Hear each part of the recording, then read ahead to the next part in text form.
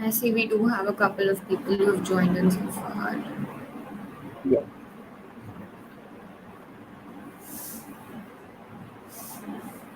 Can we begin? Do you want to wait? I mean, I'm okay to wait. How many people do you see? Because I can see like 5 comments. I'm not sure what's the status at your end.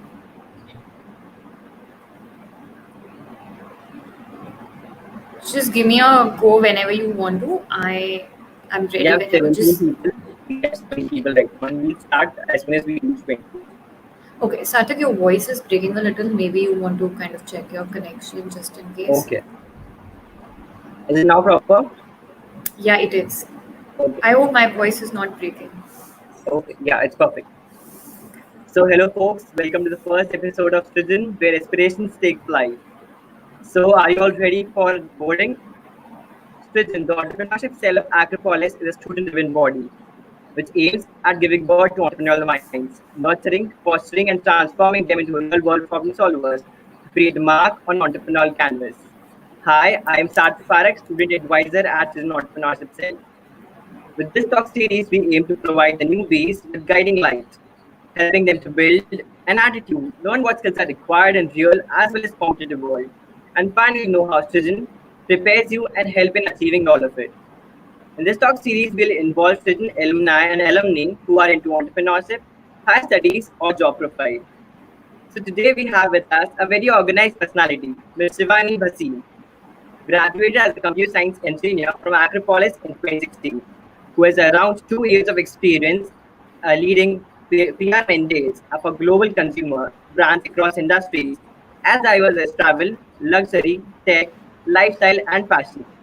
She recently graduated from Indian School of Business, Hyderabad, one of the renowned B school of the world, with double majors in marketing and strategy. Welcome, ma'am. Hi, Sarthak. I have to say that I'm really flattered, even though that is the exact description I shared with you a couple of minutes back.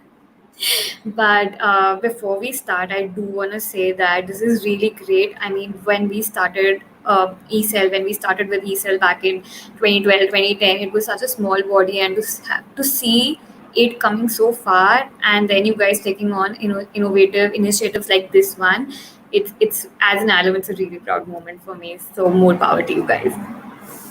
Let's begin. So, my first question is, how does it feel to be part of ISB, one of the leading B schools? I mean, obviously, being a part of ISB and now having graduated from it is an extremely special feeling. And sometimes it's one of those accomplishments which feel like too good to be true because you've dreamed about it for so long. And doing an MBA from a premier B school was something that I thought of and wanted for as long as I can remember. So for that to have finally come true and be a part of such a small group of people who've had such a brilliant exposure in life, it's really flattering, and I'm so grateful that it worked out. Okay. So, you graduated as a computer science engineer. So, it sounds really surprising for the audience, like what you all did and like how do you chose a different path? Yeah, I mean, that is something that I heard a lot. Even the other day, when I was speaking to one of my friends from ISB, and he read my intro somewhere and he said, "Oh my God, are you an engineer?" And I said, "I'm not just an engineer, I'm a computer science engineer." So, the trajectory from being a computer science engineering graduate to then going to public relations and then making MBA possible with 2 years of work experience is kind of still surreal for me to believe. But I guess there's this huge story which I have discussed time and again with you guys, but I'll just recapture it for the people who've not heard this story before. That when I joined Acropolis, I felt like while this is what I'm doing every day, attending classes like everybody else, I wanted something different. I wanted something different to keep me going every day, to keep everything exciting, right, and to challenge me more than I could in normal circumstances. That's when I discovered E-Cell. That's when I discovered Srijan. And every day, slowly and slowly, I was exposed to activities that I didn't really think would add up in such a big way eventually. But like meeting industry professionals, doing an event, running a magazine, just calling alumni and arranging interviews with them, just like what you are doing right now, kind of gave me confidence and helped me realize the skills I'm good at. I had almost always enjoyed writing. So I was also interning with a couple of digital magazines and also heading the student editorial board for Acropolis back then. So all of these little achievements and the social student body at Acropolis, it all, and I saw in fact, it all came together to give me a good base to make my decision to go and pursue public relations. Obviously, it wasn't easy. It required taking a massive risk. Stepping away from your comfort zone is always difficult. So the way I decided, I wasn't too sure, okay, what was public relations. I just knew it is something that I'd probably enjoy. I didn't know what all it entailed.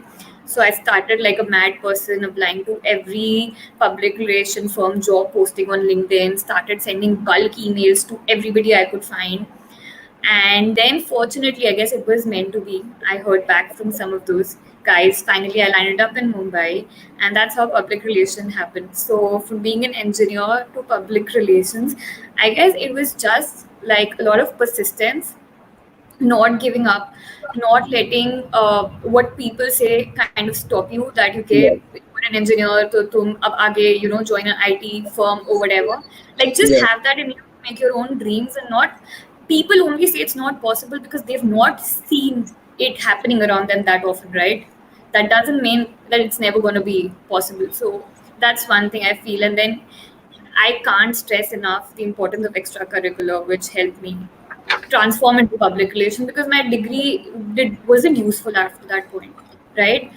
So that is how it worked out, and public relations was a brilliant experience, and then it was ISP. Yeah. So, like, what was that one thing which attracted you towards entrepreneurship, Cell? And does it really help you to boost up your career? Mm, The one thing that really, the exposure. It has to be the exposure. I was hungry for exposure. I wanted to know what are those hidden qualities or hidden qualities. In fact, Yes. hidden qualities that Yeah. I had that I don't even realize myself. I knew that okay, I like speaking, I like writing, but what more?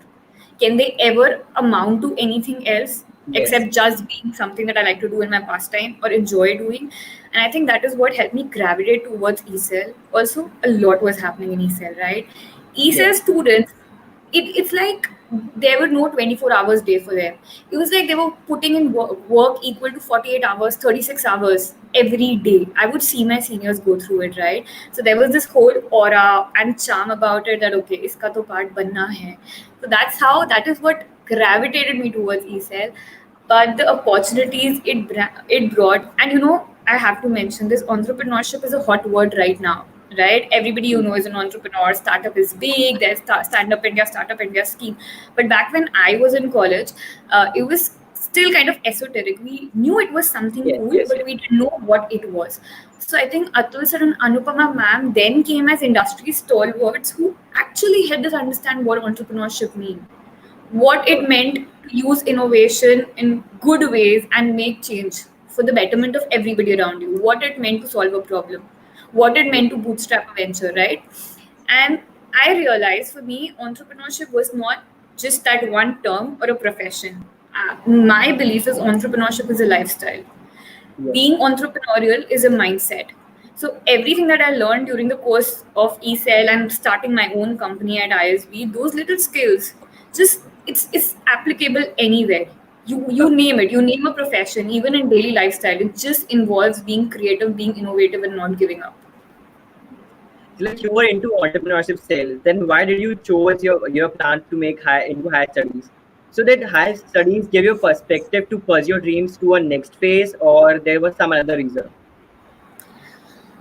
I feel like, okay, what made me pursue higher studies? I feel like no matter where you're going in life, it is important to know what is it that you're going towards, right? Journey is one thing, but you need to know what is the milestone that you're targeting. So even when I was pursuing entrepreneurship, even when I was completing my engineering, even when I was doing public relations, I was sure that none of these are all stepping stones for me to lead into something big. And studying from a premier institute has been a dream for me and my parents since forever, right? So I knew that I'm building all of these skills eventually to lead to someplace else. That's how I decided that higher studies is important. But the problem here, and I think that still holds true, is we don't have a lot of exposure. We have many Yes. questions, but we Like, don't know what where to get questions them. do you?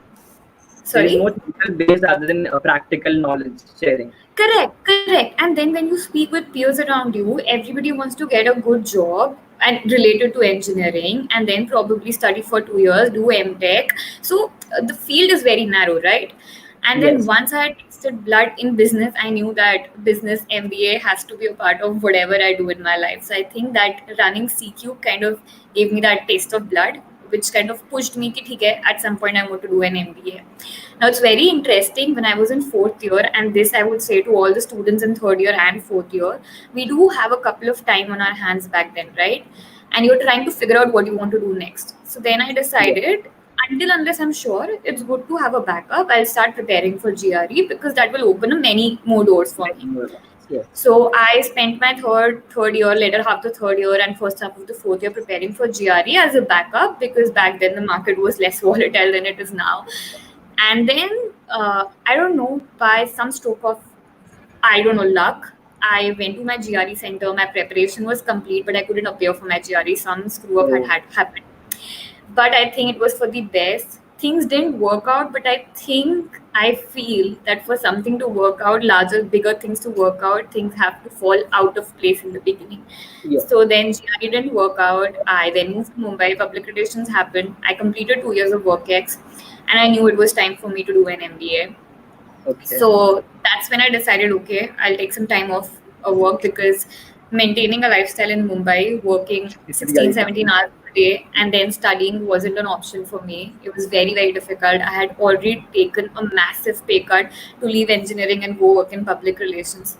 It was Yes. something that my heart wanted. Obviously, the money and all wasn't that great. So that is when I took some time off and decided to GMAT. But back to your question, if I'm not digressing too much, higher studies, I think you need to have some clarity as to where your life is going, and then you Yes. have to plan accordingly. So for those who don't know, Miss Shivani Bhasin scored a marvelous score in GMAT, that was 740 out of 800 and 115 in TOEFL 2018. So a very, it's very applauding for us. So one of the very, students are very questioned about this. Like these days, they are not want to work in a very core domain of engineering, like specific to coding or development, or relatable jobs related to engineering. So what are your thoughts on unconventional sources of career?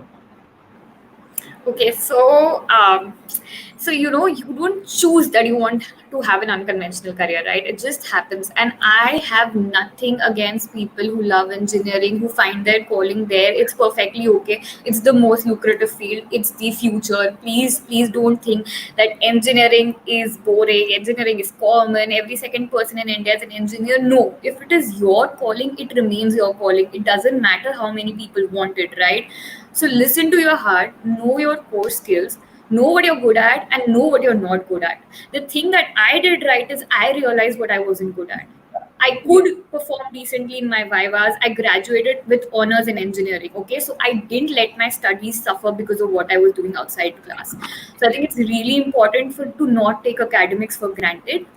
Having said that, follow your heart. So when you say unconventional careers, I feel like there's that time that there is acceptance and opportunities for unconventional careers. By unconventional careers, I mean you want to be a graphic designer, you want to be a digital marketer, you want to do business development, you want to do sales and marketing, you want to do operations and supply chain, you want to get into finance, name it. I mean, everybody at the end of the day is engineer, and most engineers end up changing their career. So essentially, sky is the limit. Don't be too scared to get into creative field, especially the artistic field. If you are sure, okay, there are two things which go into consideration while making that decision. A, are you sure about what you want to do? Are you good at it?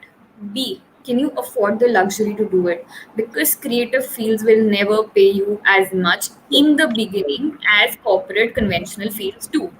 Perfect. When I say that did chose an unconventional career, I have to accept it was my privilege to be able to do so. I could afford to take that break. My parents could cover for me. So that was important. But again, it's not like you get too comfortable. I had to set up challenges for myself, right? When I moved to Mumbai, I said no matter what little I'm earning, I'm not going to be dependent on my parents for my sustenance and for paying my rent, right? So then my lifestyle wasn't about partying because I couldn't party. I couldn't afford to party. So then you have to know that what you're willing to go through and what you're willing to give up to get where you want to in life. So it's like luxuries without comfort. Yeah, so essentially just like know what you're doing and get into Yeah. it wholeheartedly, because then it is sink or swim, right? You Yes. can't just get in and then be like, okay, it's not working out. But I think, doing engineering provides you an edge on analytical and technical basis as well to stand That's out true. from different domain persons. That's true. That's true. I mean, I mentioned it. I think when I was in public relation, my managers used to tell me that you're one of those few PR professionals who don't just have a great grasp on communication, but you're great with numbers. And the world that we're living in, honestly, you can't live without analytics, right? Decisions can't be intuition based. You can't just do something because it feels right. You need to understand numbers. You need to quantify it. So no matter what business industry career you choose, you can't not be analytical. So, and I owe every single bit of it to engineering. Even when uh, stop me, okay, if you think I'm going too fast or No, blabbering a no, lot. it's perfect. But even when I did MBA, and because ISB was so fast paced, it was just a 1 year course. It was important to have that engineering. It helped me having Mm. that engineering background, because I could understand my courses a little better, put in a little more effort, etc.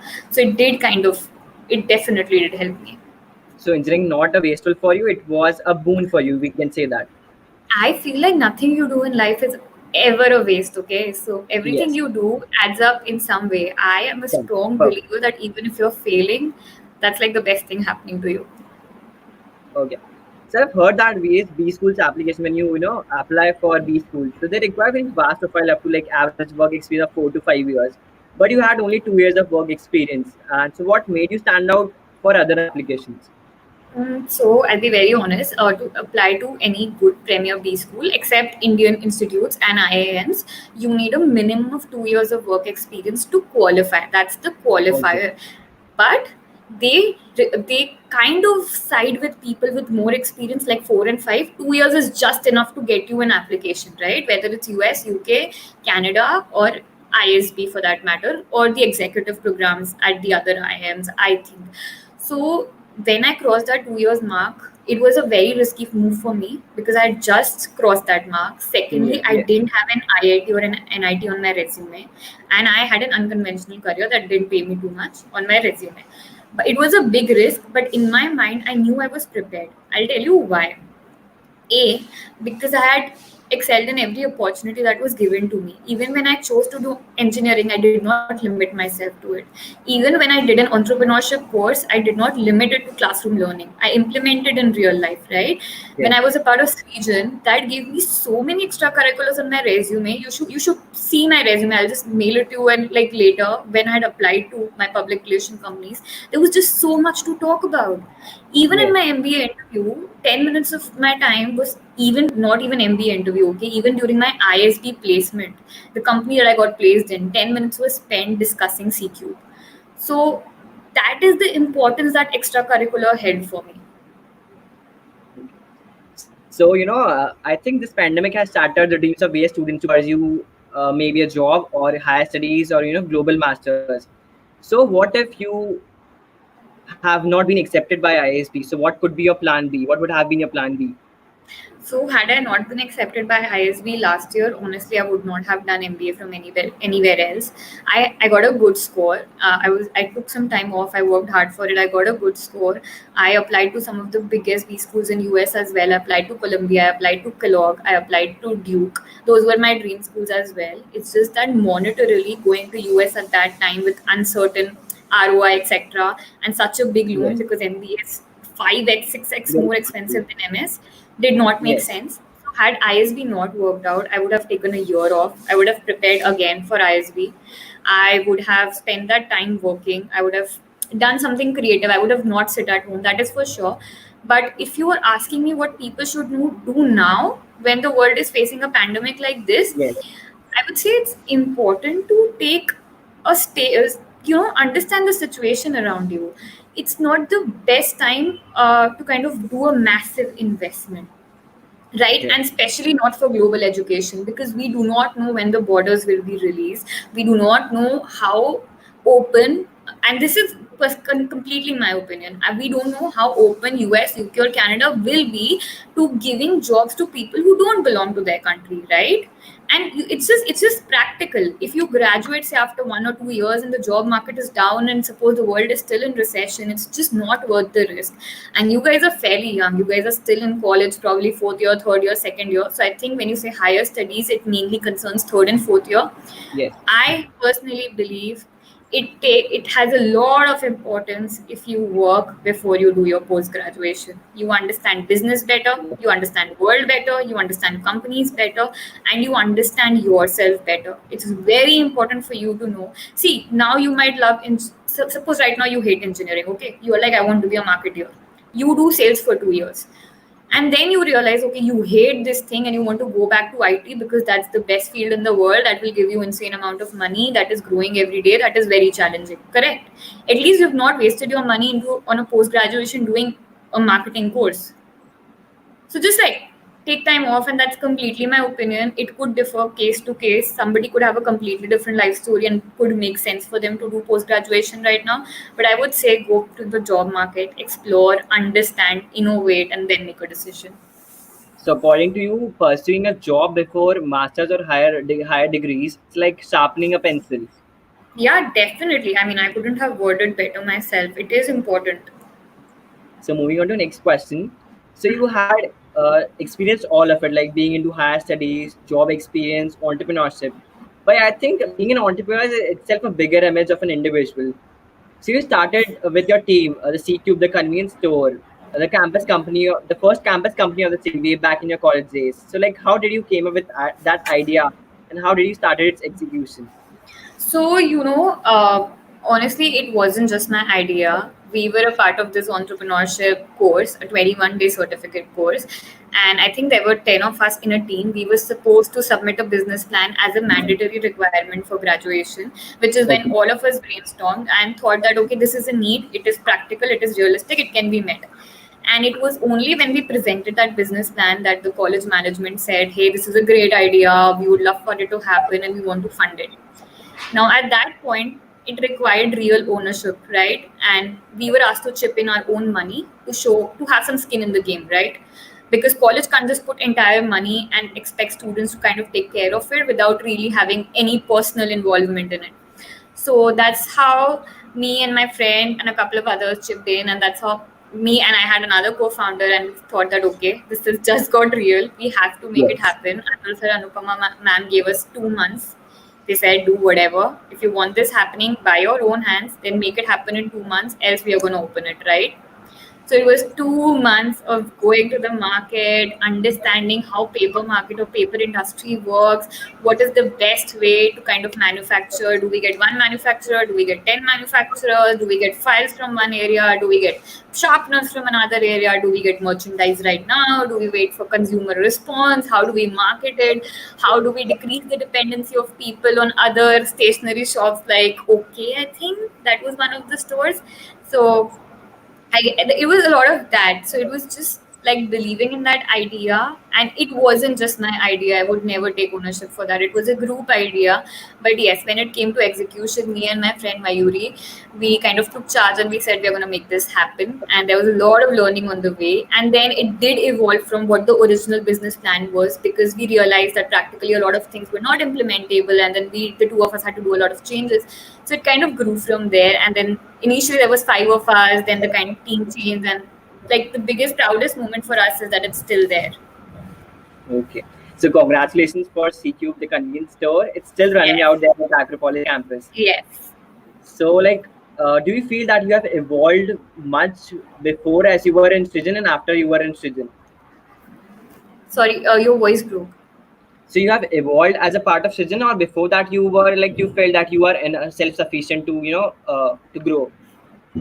I would never feel that one is self-sufficient to grow. I mean, even now, I don't feel like I'm self-sufficient to grow. It takes a village to make anything happen. It will be extremely wrong to take credit on yourself. Nobody is born ready, right? It's just your experiences and decisions in your life that kind of push you to where you want to be. And I came into Acropolis a completely confused, angry person who hated engineering with every breath of mine. And I think Entrepreneurship Cell and Anupama Mathur sir sort of saved me. Literally, I could have been in a completely different world today had it not been for those years where I found meaning in what I was doing. So I was definitely not self sufficient. I credit all of it and I would credit all of it to wherever I am today, to Acropolis. And I think it's just, in fact, when I was my last day at Acropolis, I think I told this to Anupama ma'am and Atul sir. I feel like, and it's a little stupid, okay, but I told them that it feels like this whole college was created for me only to get someplace else in life. So it was that kind of experience for me. So moving back to ISP admission procedures, so like there's a panel of panel for to get into admission to ISB. So like, do you feel that Srijan helped you to pass that application process much better? See, I'll tell you how MBA admissions work, right? It's not just about your GMAT or GRE score. It's about what you put in your essays. Now, essays are about where you see yourself in life and about what will you bring to the table. That was my essay. So, what will you bring to the table was obviously 50 to 60% comprised of the learnings I had taken from E-Cell, and 40% of it was from the work that I had done, right? Because to do an MBA, your professional journeys is, if not more than as important as your undergrad is, especially for people who have less experience. Say if I was Yes. going with 5-6 years of experience, and I have to be honest, then the focus would have been more on what I've been doing for 6 years. But if you have like 2 years or 3 years of experience, then it's a good mix. So that definitely played. I am guessing there's no other way my application would have been shortlisted had it not been for that. So definitely that credit goes to there. And then to sum it up, I feel like E-Cell prepared me for the world. There's no better way to say it. So what are post lockdown plans? Like, will this pandemic bring more opportunities for the students? I feel like we're in a extremely tricky time right now, right? And everything is so uncertain and everything is so unprecedented. None of us could have prepared ourselves for it. What is happening right now? And I was supposed to join my new job in May first week, but that's been postponed to July. So I'm hoping there is no other deferrals on that front. But when you talk about other opportunities for students, I'll be honest, it's going to be tough. It's not going to be business as usual. Companies are going to be pickier. But that Yes. understand that with every challenge comes insane opportunity to innovate, right? So don't limit yourself. While a lot of companies have shut shop during this time, you will notice if you read newspapers how many new ideas, ventures, companies, and people have come up, right? Innovating with solutions. So what I personally see is health and pharma is going to be really hot going forward for time being. Uh, Also understand, okay, don't doubt yourself. If companies are firing people left, right, and center, companies also realize that they need to emerge out of this coronavirus Yes. pandemic faster. To emerge out of it faster, they'll need the best people on their teams. So make sure that you're upgrading yourself every day and you don't become redundant. If you are giving best and if you're the best version of yourself, companies of course will find place for you, right? If you can Yes. prove to be a resource for them during this time, I do feel like there's massive opportunities, just about finding it. That's it. Yeah. So it's like basic, like the one who has skills, he will survive, or he or she will survive. Skill, but yeah, that with this thing Yes. caveat that you Practically, can will be build very good. skills. You can build skills. It's not like you have to be born with it. You can upgrade yourself, do as many online courses as you want, like do whatever, but just like don't let yourself be redundant. Yes. So this pandemic gave opportunities to people to innovate and explore much about themselves. So I would like to ask the question from our audience. Like, did you? This is a question from Tapsri Bhagat. Did you face any problem while running CQ was growing?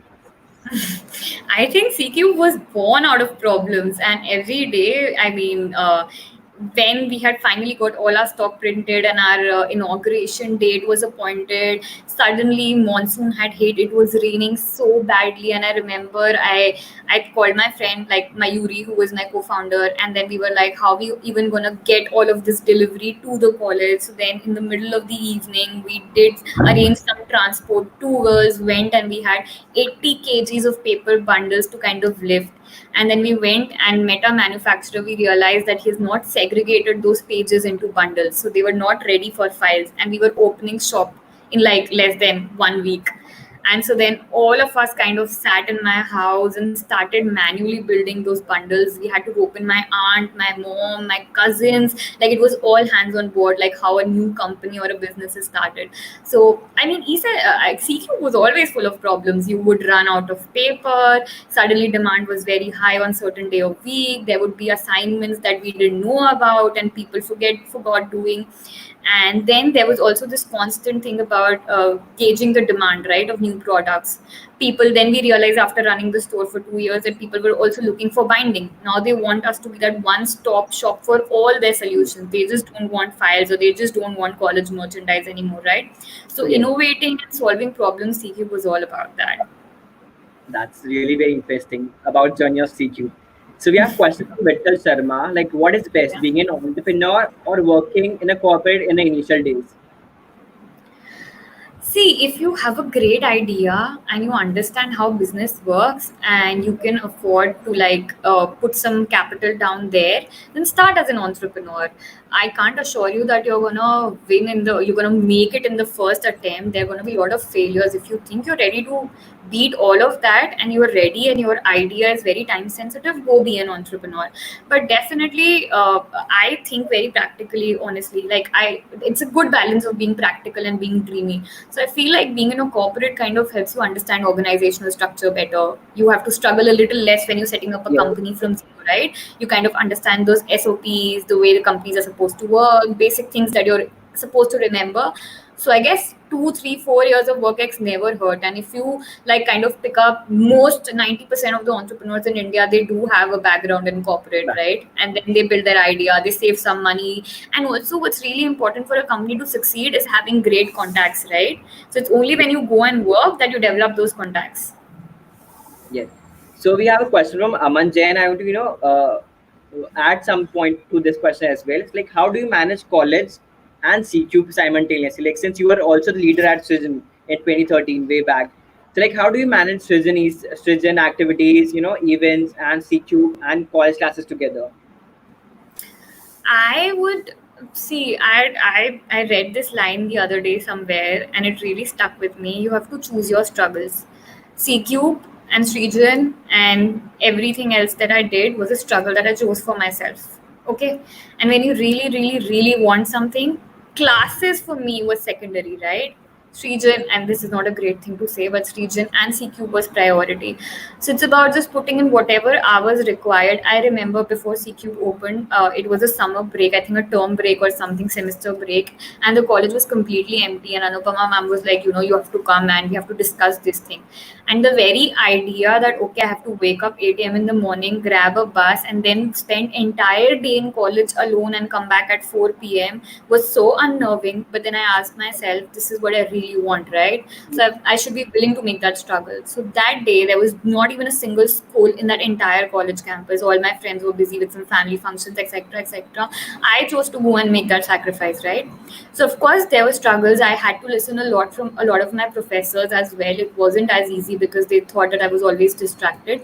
But I think Anupama ma'am, and she's like this potpourri of innovative solutions. And then she said, okay, we'll get a store manager and we'll get it from our own campus so that you guys don't have to miss your classes, and she can get a good exposure as well. We found a student who was in need of extra cash as well. So it kind of worked out. So we have question from Shreya Sharma. So entering into a deferred MBA program as an early bird is less than entering with a work experience. I am not sure I quite understand this question. Entering in deferred MBA programs as an early bird is any less than entering with work. I am not sure I quite understand, but I'll try and answer it from what I understand. I think he's asking that can you apply as an early bird MBA, as an early bird in an MBA and join after 2-3 years? Yes. I mean, no. So ISB has this young leaders program where if you're in the final year of your college, then you can apply for ISB. But you can, if you have a great GMAT score, you will get an admit, etc. But you can only join after 2 years. So you have to find what you are doing for those 2 years, right? You have to find a job and all, but your admit is secured. So no, it doesn't really make a lot of difference if you're sure at this point and if you have a great resume, because these early bird admits are very picky. They look for great accomplishments and basically you need to excel in everything that you do, and you want a really strong statement, etc. SOP. So if you're able to do that, then I think it doesn't make sense. I mean, even if you're an early bird, you have to go and work, right? So we have question from Archit Ladda, like how likely do you got inspiration and from what thing you thought to join such a great entrepreneurship cell like Srijan? So like other than exposure, what thing attracted you to join Srijan? Oh, the alums, like the alums were cool. Like all the seniors in my batch, the final year students, 2014 batch who was leading E-Cell, they were extremely cool. They used to do all the cool stuff. They were always running around, and it felt like, what is this mystery that they know and I don't know, and I want to be a part of this. So obviously there was this coolness factor, and that I was just like, I knew I would quit Acropolis if I didn't do anything with my life. Okay. So like how do you relate MBA with entrepreneurship? MBA with entrepreneurship. MBA, I think it just teaches you the jargon. I mean, if you want to be an entrepreneur, you don't have to be an MBA necessarily. Great ideas are not born in MBA. MBA is for A, networking, B, understanding your basic finance and economic concepts well. And I felt like while I understood marketing and I'd done engineering, I didn't understand finance at all. So I felt like a classroom experience would do me good. So I think that is the connection between MBA and entrepreneurship.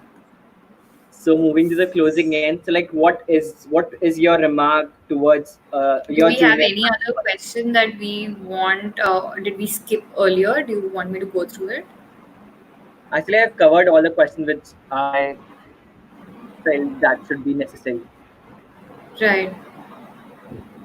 So like what would be your closing remark for your juniors of Acropolis?